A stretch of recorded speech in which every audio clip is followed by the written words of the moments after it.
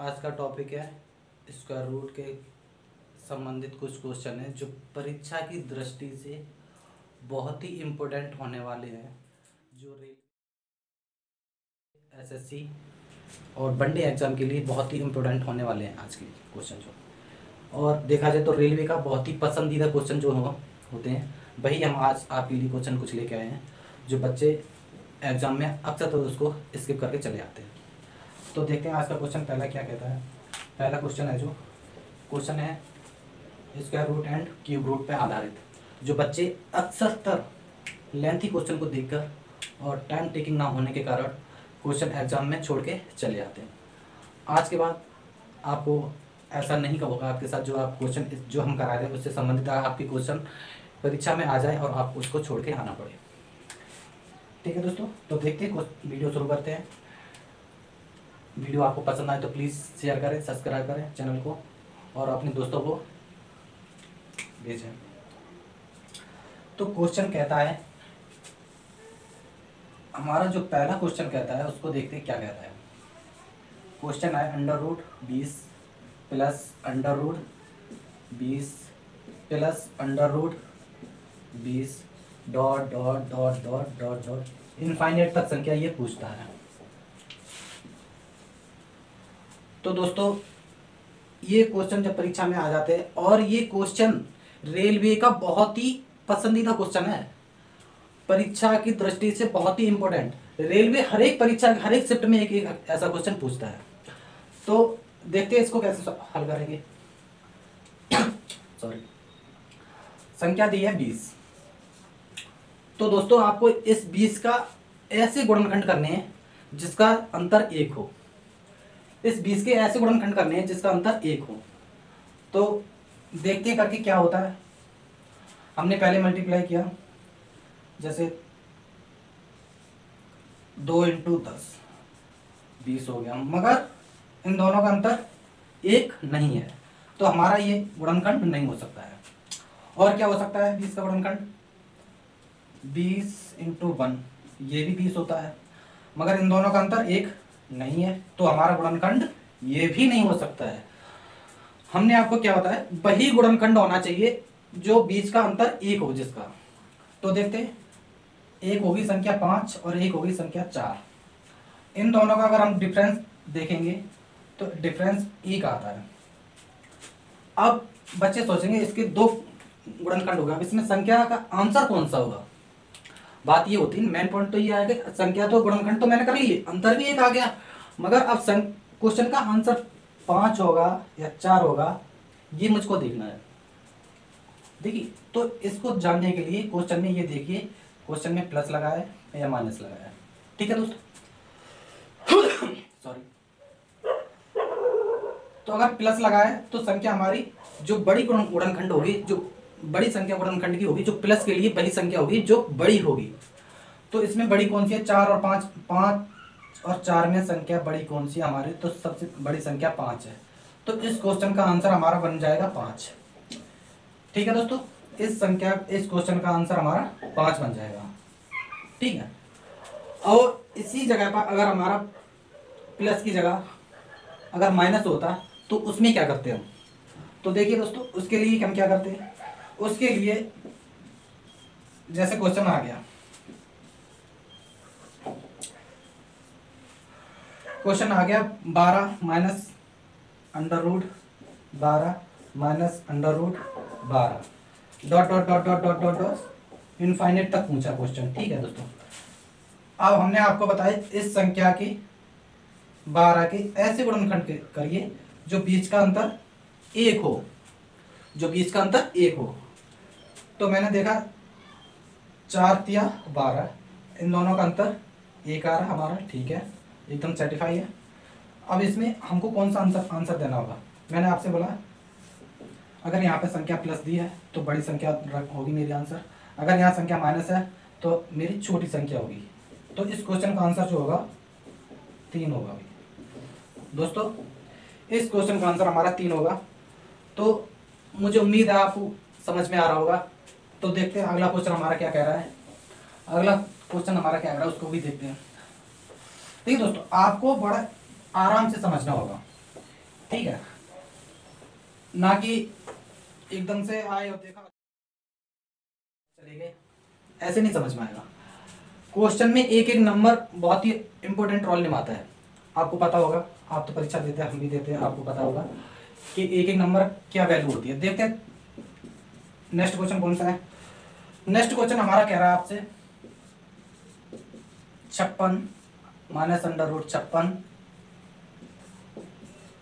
Minus under root 56 dot dot dot infinite तक ये पूछता है, इनफाइनाइट तक ये पूछता है। तो दोस्तों अभी मैंने पिछले क्वेश्चन में आपको बताया कि अगर यहाँ पर संख्या माइनस की हो तो हमको क्या करना है, प्लस की हो तो क्या करना, और जो दी है संख्या उसके मुझको कैसे गुणनखंड करने हैं। मुझको ऐसे गुणनखंड करने हैं जिसका आंसर अंतर 1 हो। ठीक है, तो देखते हैं 56 के गुणनखंड क्या होंगे। 56 के गुणनखंड होंगे 7 और 8, और इन दोनों का अंतर क्या होगा 1। तो दोस्तों आप ये बताइए मुझे, इसमें आंसर कौन सा होगा, 7 होगा या 8 होगा। संख्या प्लस में नहीं है, माइनस में है। जब माइनस में है तो मुझे कौन सा आंसर देना है, प्लस में है तो मुझे कौन सा आंसर देना है, ये हम आपको आगे बता चुके हैं। तो बताइए आप। देखिए यहाँ पर माइनस लगा है इसलिए मेरा आंसर 7 होगा। अगर यहीं पर अगर हम प्लस कर दें तो हमारा यहीं पर आंसर चेंज होके 8 हो जाएगा। ठीक है दोस्तों, ठीक। अगला क्वेश्चन हमारा क्या कह रहा है, देखते हैं।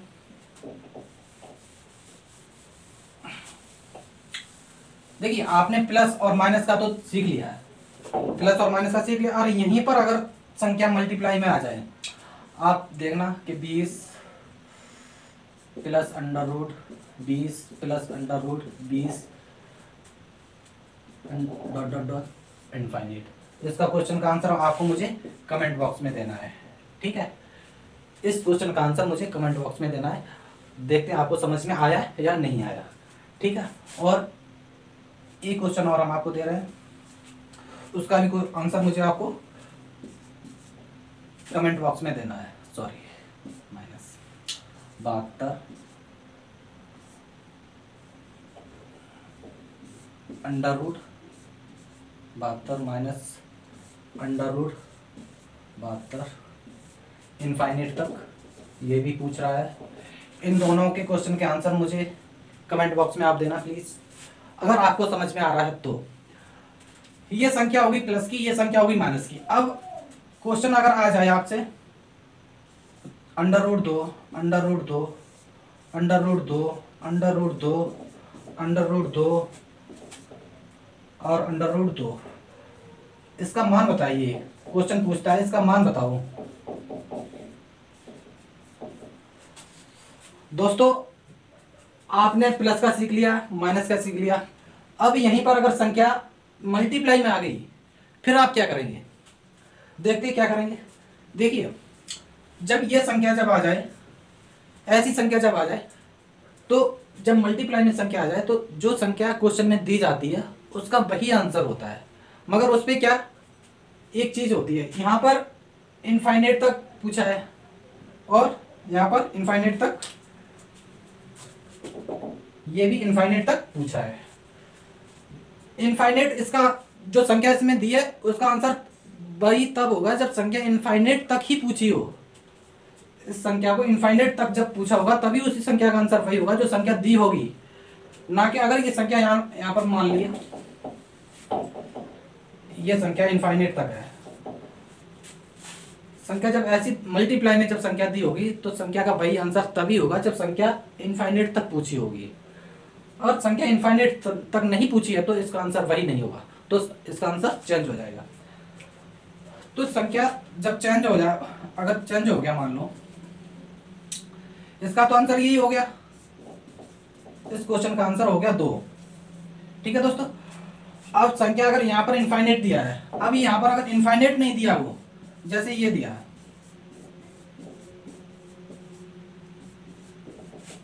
इस पे सब पे ये अंडर रूट चढ़ा है और ये संख्या यहाँ तक पूछी है, इसका मान बताइए। फिर क्या करेंगे आप, संख्या इनफाइनाइट तक तो पूछी नहीं है, संख्या जब इनफाइनाइट तक पूछी थी तब मुझे पता था जो संख्या इसमें दी है वही उसका आंसर है।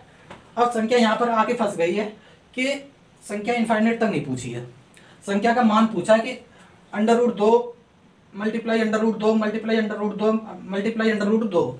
अब इसमें क्या करना है दोस्तों, इसमें क्या करना है, 2 जो संख्या इसमें दी है वो लिख लो यहाँ पर, और ये देखिए आप कि कितनी बार ये संख्या रिपीट हो गई है, 1 2 3 4 5। तो इस पे पावर मैंने 5 कर दी, 2 पे घात 5 चढ़ा दी, 2 पे जब घात 5 चढ़ाएंगे तो इसका क्या बनेगा, 32 बनेगा। 32 में से 1 कम करेंगे 31। तो यही हमारे क्वेश्चन का आंसर होगा। आप अब ये कहोगे कि भैया ये कैसे होगा, अपने मन से रख दिया, नहीं, इसका ये रूल होता है, ये क्वेश्चन में एक फॉर्मूला होता है, उसी से ये सॉल्व होता है। इससे संबंधित क्वेश्चन हम आपको नेक्स्ट पार्ट में कराएंगे, जो आपको बहुत ही अच्छी तरीके से समझाएंगे। आशा करते हैं आपको ये वीडियो पसंद आया होगा, और अगर आपको ये वीडियो पसंद आया है तो प्लीज़ चैनल को सब्सक्राइब करें और शेयर करें अपने दोस्तों को।